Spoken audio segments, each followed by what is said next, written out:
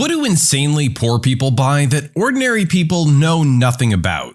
Growing up, my family had its moments of struggle. Our public transport system at the time had tickets which were simply hole punched with the date and month, not the year. So we'd save them and store them neatly in envelopes marked by month and concession or full fare. After a few years of saving tickets, we pretty much had free train and bus travel for the next 10 years, until they changed the ticketing system to electronically stamped tickets with barcodes. My office only has a unisex bathroom, so it has the facilities for men and women. Naturally, there's a tampon machine, and tampons are only 5 cents. Once a month, I'll work late, get a roll of nickels, and fill up a grocery sack with tampons for my wife. Extended stay housing or motels/hotels. When you can't qualify to get an apartment because you don't have proof of income, you end up wasting more money to stay for a week at an extended day housing or a cheap motel. It sucks having no home and being a transient. I promise myself never to be in the same situation again. I was so poor once that I would go to Long John Silver's and order a water and crunchies, which used to be free, then sit there and watch the people that would dine in. It was amazing how little they ate, and then they would leave without dumping their tray off in the trash. Fries, hush puppies, chicken, fish, all untouched. No, I didn't eat a piece that was bitten off of. I once saw a woman order a 2-piece fish and more for her kid that ate one hush puppy and a few fries, and then left the rest of it there. It was the best I had eaten in weeks. Glad that's behind me now. Lots of school systems do free lunches for kids under 18 during the summer. When I was a kid, I remember my dad taking us to get lunch at the school, then go play disc golf, soccer, or do something else free and fun. It was a blast, and I had no clue it was because we were poor. Dollar theaters, and sometimes they have a free afternoon or evening show for kids with the purchase of a parent ticket. Many movies were seen by the three of us for $4 with a shared popcorn and Coke. My dad was amazing at making us feel rich on basically nothing. When I was a child, Burger King ran a special kids meal where it was 2 mini burgers that were attached to each other like a weird conjoined burger experiment. Sometimes we would go. My dinner was 1.5 of the mini burgers. My mom was the half I didn't eat, and she would fill up on the free refills of soda. I've been both very poor and very comfortable. A lot of very true statements are already posted here, but here's what I haven't noticed. When you're broke, you can't plan ahead or shop sales or buy in bulk. People have to wait to buy something until they absolutely need it, so they have to pay whatever the price is at that moment. If 10 packs of paper towels are on sale for half price, that's great, but you can only afford one roll anyway. In this way, poor people actually pay more than others for common staple goods. Stuff on layaway. My mom would always go to this store that sold heavily discounted irregulars and put it on layaway for our new school clothes. This is actually a good question that can illustrate something. When you're poor, the system is set up to keep you that way. For example, how much do you pay to cash your paycheck? If you aren't and have never been poor, you probably said pay because you don't. Your check probably goes via direct deposit right into your checking account. But what if you have bad credit history such that you can't get a checking account? Well, now you have to pay to go to a check cashing service and pay money to get it. This means that out of your already low check, you get a few dollars less. If you're lucky, you can find a grocery store that will give your fee back and certificates to the store. But even then, they might charge you a small fee on top of that. How about this? How much is your car insurance? Did you know that if you get bad credit, it's higher? So now that you're poor, you get to pay more money for your insurance. And you'll find that the only landlord that will rent to you at a place not in the absolute worst part of town will ask you to double your deposit since you've had financial trouble in the past. It gets a lot worse. Your bad credit combined with your shaky job history and barren wasteland of a savings mean your options for transportation are severely limited. If you need a car, you'll have to go to one of those lots. Have you ever driven a car into the ground? I mean, put like 200,000 miles on it and drive it until it just doesn't want to go anymore? Then you take your jalopy into the local reputable Honda dealer and they give you $20 and a Snicker bar for it. What do you think they do with it? They certainly don't sell it at their lot, that's for sure. They aren't going to park your ridiculous hoopty next to their brand new Accords and Civics. Just being in the same vicinity of it drops their value. No, they usually have a deal with or ownership in one of those lots. Those lots are in bad parts of town. The office usually looks like a tool shed. They offer financing at rates that would make a loan shark uneasy. Their cars usually have a lot of miles and are guaranteed only to make it off the lot. Some of them will even rig up the cars with tracking devices so their repo men can find you easier. That lot will sell this hunk of junk to the kind of person who, more than anyone else, needs it to start every day and get them to work. When your car breaks down, what do? Probably take it to the shop to get it fixed. What if you had no money and no credit cards? And what if you were a week into a job in which you were as replaceable as a number 2 pencil? Well, hope you don't have any kids. At least then you might be able to call a friend or family member to help you out. If you have kids, now you have to find someone to help you drive them to your childcare provider, which you can barely afford as it is anyhow, and take you to work. Then pick you and your kids up. If you don't have kids, you can probably at least take a cab today. And then you can fall into another trap. You can get a short-term loan at 300% APR. People who have credit don't get these loans because they're predatory and sketchy. They take advantage of people who have no other options. Ordinary people may know a little bit about them, but usually just say, what kind of stupid person gets themselves into that? Without realizing that it's not a stupid option so much as a last resort for many people in poverty. When you're poor, you pay for everything. Many things that other people don't have to pay for, or just don't have to worry about. This is one of the fatal flaws of the bootstrap mentality in which fixing poverty is simply a matter of will. When you're that far down, the deck is entirely stacked against you. The world is rigged to keep poor people poor. I had to move out on my own when I was 17. I had no money at all and drove an old clunker Camry. I got a flat tire to match the flat spare in the trunk. I went to the discount tire on the east side of Indianapolis, where I was living, to see if they could patch it. When they got it on the rack, they said that the belts were showing around the tire. In fact, all of the tires. And I would have to replace all 4 tires. I thanked them, went outside, sat in my car, and started crying. The manager came out and knocked on the window. He said that he had a set of tires that would fit my wheels that someone had left when they got new tires. I told him, thanks, but I didn't have any money. He told me not to worry about it and when I graduate to come back and buy my tires from them.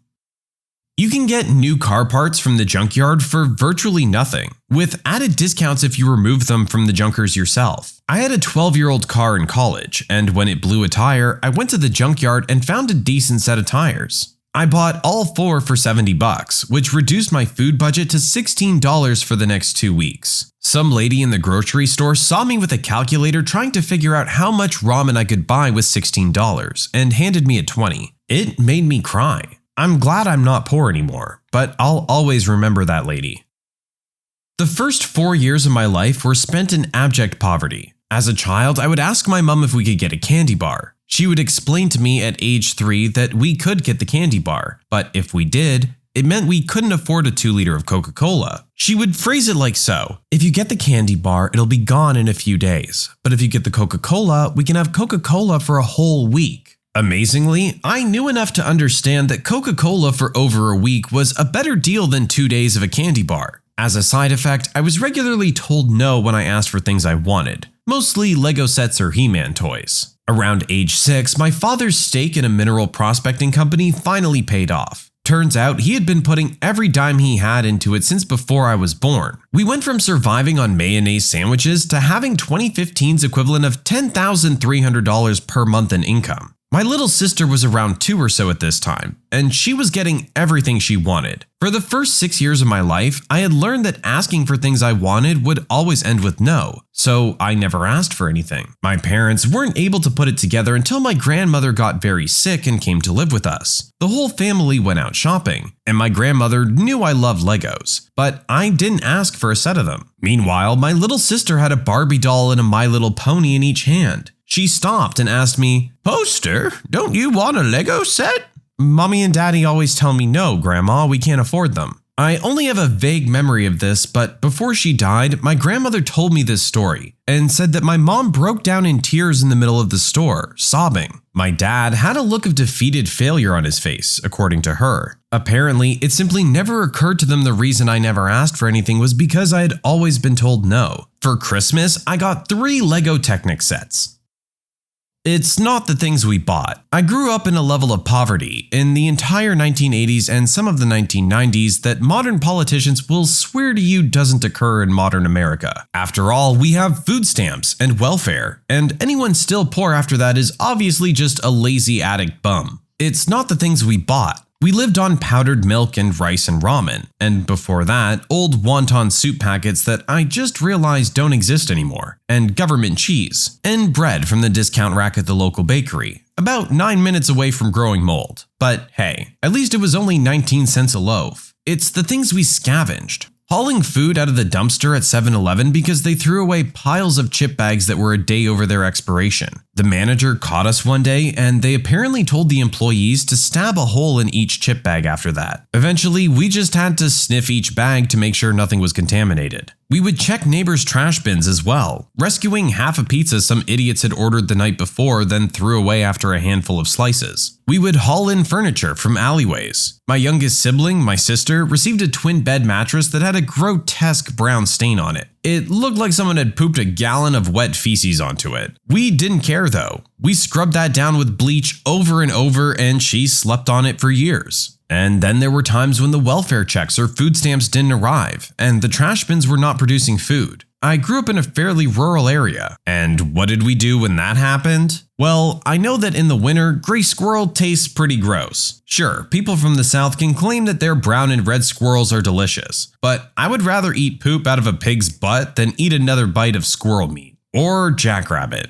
or dandelion greens. I guess I'm just saying that it's not what insanely poor people buy since they're insanely poor. They can't afford to buy anything. You can keep the electricity and rent paid, or you can… Nope, there's not another choice. Food, medicine, clothing, furnishings, blankets, all of this is stuff you can pull out of the garbage. Powdered milk. I once worked in a call center, and an old lady called almost in tears that cable went up by $1.50. Her line that she repeated more than once was that she couldn't afford fresh milk and had to buy powdered milk. Unless it's due to a lack of refrigeration available or some sort of allergy, only the very poor would buy powdered over fresh milk. I knew a guy who, when he would get sick, would go to a livestock feed store and buy antibiotics and other meds that were meant for farm animals. There was another med he'd get at pet stores too. He would just cut the pills into smaller pieces and try to guess what the proper milligram amount was. It's apparently crazy cheap for certain meds, and doesn't require a prescription or government oversight like it would at a normal pharmacy.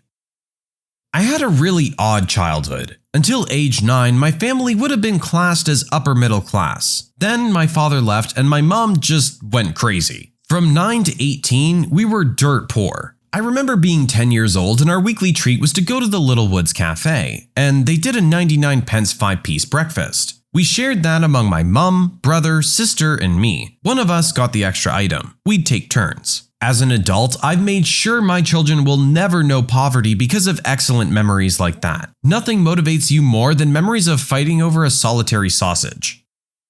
A buddy of mine went through a tough time a few years back, and I didn't know about it until he told me about a year ago. One thing that stuck with me was that he just made enough money to survive. By survive, I meant literally enough money to pay rent, utilities, and the cheapest, worst food he could buy. He couldn't afford transportation, not even the bus. He told me about a span of a few months he went through where he literally only ate water, dry noodles, and peanut butter for a few months. He worked at a restaurant and they'd cut his hours. He couldn't find other work. His first big reality check was that he had to sell his car to make rent one month. The next month, he started selling other unnecessary items, like his old TV, some other appliances, and his nicer clothes. So he got to the point where he was literally doing his laundry with dish soap in his sink. He couldn't afford deodorant, razors, or any of the things that we take for granted, so he'd steal them from the grocery store. He didn't like to do it, but he had no choice. He never got caught. When he told me all of this, I was floored. I wish he would have told me when it was happening. I would have helped any way I could. At that time, I was by no means living a fancy lifestyle, but I could have thrown him a 20 here and there to help him put some groceries in the house or some TP in the bathroom. In university, I used to buy 10 to 20 pound bags of potatoes, freeze-dried chives, and gravy mix in bulk. Not the supermarket packs which are $1 for 2 cups of gravy. Restaurant-sized packs that make 8 liters. That was often dinner, usually at the end of the month when money got tight. Sometimes I had even saved enough that I could have mashed potatoes with some sort of dairy or bacon grease. I also had a cheap tub of protein powder for weightlifters, and it was gross. But I would blend it up, usually with water, and hold my nose and gulp it down. It was actual protein, and slightly more healthy than a week-long diet of potatoes. Learning the times of the day when meat, bakery, fish, vegetable, and miscellaneous items are reduced to 75% off at the local supermarket. I've been learning this for years, but it's a good day when you find 400 grams of fresh mince for 99 pence, and you have a warm, filling food that you used to take for granted when living with parents. One thing I've noticed about being poor is that you become almost vegetarian because meat just costs too much, fresh or frozen. Another thing would be buying the cheapest large container of yogurt and mixing it in jam for fruity yogurt. But that's not about being poor, that's just a good idea. At-home surgery. Used a pair of needle nose pliers, a razor blade, and some antiseptic superglue to remove a cyst on my forehead. The secret is to cut in a cat's eye shape, quickly push the skin back after you pull the cyst out, don't let it pop, and get the glue on fast. It hurts a lot, but it bleeds a lot and you have to get it on quick to stop the bleeding. Bags of frozen veggies and a couple packets of ramen can make a family meal. I used to buy these awful frozen chicken discs wrapped in bacon. They were terrible, filled with gristle and just nasty. Eating those with rice and frozen corn was a real treat. I ate mac and cheese every day for about 2 to 3 years because that was all I could cook while my mom worked. I could have made SpaghettiOs, but I hated those. That for dinner, and one of those cheap 99-cent packed donuts from the grocery store for breakfast. Lunch was a bologna sandwich and an apple. Finally, when I was about 10 or 11, I started teaching myself how to cook from my mom's old cookbook, so my meals got a lot better. All carbs and cheap fats, scalloped potatoes, rice, and cheap meats. My local bus service used to have paper transfers, so you'd pay your fare, get the paper transfer that was good for an hour, and then you'd use it for the next bus. But if you were only going to the station, you'd get a paper transfer anyway, then hang around the station for an extra 5 minutes to see if anyone needed it. Conversely, you'd wait around for people getting off the bus to see if you could score someone's transfer. This only worked if you weren't switching buses. But I got quite a few free rides this way, and gave many transfers away. Also, going without meds, living in constant pain because you can't afford a prescription. I remember laying in my bed at night, and my mom would be sobbing in her bed from pain because she couldn't afford the meds that would treat her rheumatoid arthritis or anything but generic Tylenol for her pain. I guess that's not really buying anything, but while we're on memory lane, there was also saving your birthday money from your grandma and aunts and uncles, so you could pay for a babysitting course that lets you babysit at 12. Got a babysitting job at 12 and babysat every day from 3 until 7 or 8 to earn some money. I'd give that money to my dad so he can pay his phone bill and put gas in the car. I got a real job at 14, working at a fast food restaurant so I could eat dirt cheap. Still gave my dad money, but this time knowing it was going to the casino or the bar, but still doing it anyway. Having worked in a dollar store, I saw some people come through who had to be pretty thrifty. First was dollar store steaks. Seriously, steaks for $1. If that doesn't sound sketchy, I don't know what does. Second, this was also a Hispanic thing I noticed. Fabuloso. That stuff cleans everything. I had no clue what it was till I grabbed a busted bottle to clean the bathroom one day. Third, you also get really used to pasta and rice. They're cheap and can be bought in bunches. And lastly, everyone bought 2 sandwiches from Subway because a third is free. Coupons like this go a long way. One last thing I noticed, and this is pretty bad, the dollar store's toilet paper is seriously better than the toilet paper my mom buys. Sacrificing my plate of food to feed my little brother and 3 little sisters whilst my mom gave up her food as well. I was 10 when this was happening, all while my obese, abusive stepdad ate steak and Brussels sprouts, lest my mom got beat. Luckily, he's gone now. Mom's somewhat stable and I'm 17. I'm saving up money right now, but that's one thing I fear being. I don't want to be hungry or unable to provide. I just remember telling my mom that I'm hungry and her breaking down and crying. Luckily, I had a best friend that I used to go to and bring leftovers from across the street back over. About a year ago, I was addicted to alcohol, 4,000 kilometers from home, dropped out of school, and living in my 20-year-old car. I got so used to eating microwave potatoes that I considered walking into a 7-Eleven and pocketing a handful of mayo packets while pretending to buy a hot dog. a special treat. I grew up distinctly middle class and generally didn't want for much. My recent experience has really put into perspective the difficulties experienced by people who are or have been in similar situations to myself, but bear the burden of direct responsibility to kids and family. Things have gotten a lot better since I've accepted the help of other people. Seriously, even relatively tiny gestures of kindness will go a long way with someone who's literally struggling for survival. Never underestimate the impact you can have upon another person's life. I'd probably be dead by now if it weren't for the unconditional love and support of friends, family, and random strangers. Instead, I'm 25, relatively healthy again, and back in school trying to finish off my engineering degree. It's not really about what you buy, it's about what you can make or substitute. Can't afford to run to the gas to run the stove and want that French toast? Toast the bread on the barbecue, grill melt some butter, and sprinkle cinnamon sugar on it. Can't afford real spaghetti? Mix some tomato soup and butter. Heat till warm, pour over some ramen, and you have yourself some poor man's spaghetti. You'd also be surprised what you can get for almost free at garage sales or online. When you subscribe, make sure to hit the bell to turn on notifications. Put the playlist on in the background to finish listening to all the stories, linked at the top of the description. And if you like Am I the Genius, give Am I the Jerk a shot, linked in the description as well. Either way, thanks a lot for watching, and we'll see you guys next time.